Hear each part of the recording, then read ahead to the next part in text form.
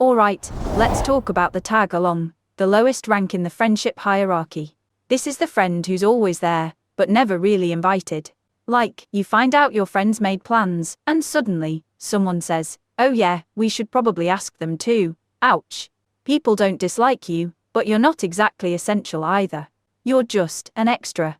So, how do you move up? Stop waiting for an invite, start making the plans. Be the one who texts first. If people don't value your presence, create friendships where you're actually wanted, not just tolerated.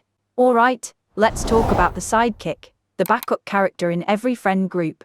You're not ignored like a tag-along, but you're definitely not the main event. You laugh at their jokes, follow their plans, and basically exist to support someone else's storyline.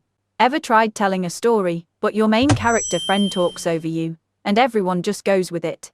Yeah, that's the sidekick struggle. Want to level up? Speak first. Make plans. Build friendships outside of your main friend. You're not a supporting character in their movie, you're the lead in your own.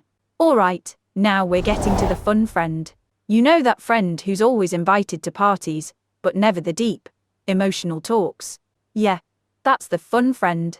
If people only hit you up when they want a good time, but not when they need support, you might be in this category. You bring the energy, the jokes, the entertainment. But do people really know you? Here's the fix. Open up.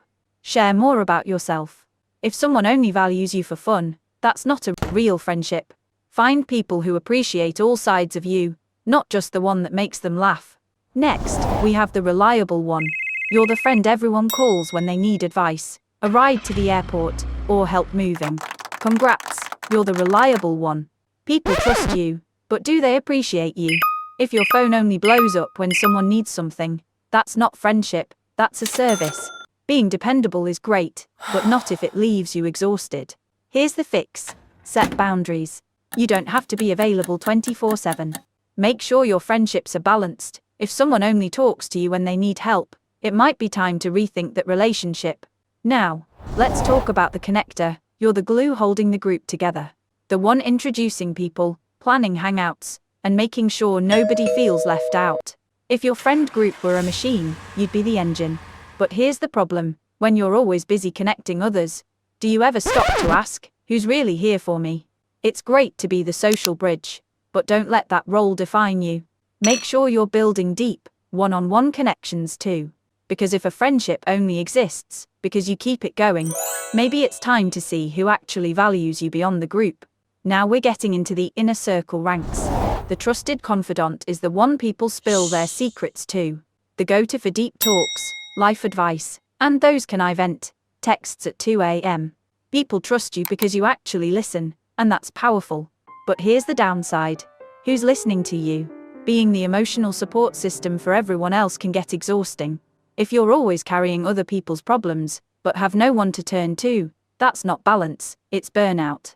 Make sure your friendships are mutual. You deserve people who check in on you, not just those who unload their problems and disappear. The core friend, this is the inner circle. You're not just in the group, you're a pillar of it.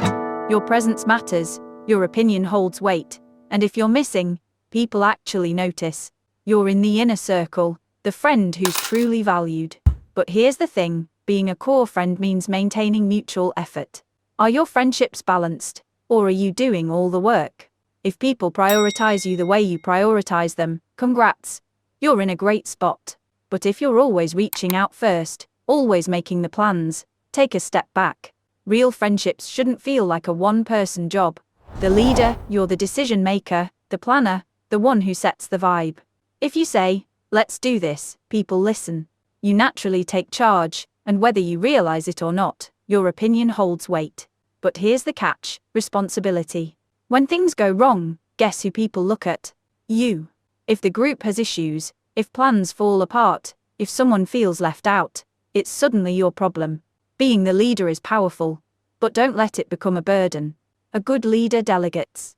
You don't have to carry the whole group alone, make sure others step up too. Finally, we have the alpha friend. You don't just lead the group, you define it. Your energy sets the tone, your approval holds weight, and whether people admit it or not, they look to you before making decisions. But here's the real question. Are you leading or controlling? True alpha friends uplift their group, not manipulate it. If people feel pressured to agree with you or fear speaking up, that's not leadership, that's dominance. The best alpha friend isn't just powerful, they make everyone around them feel valued.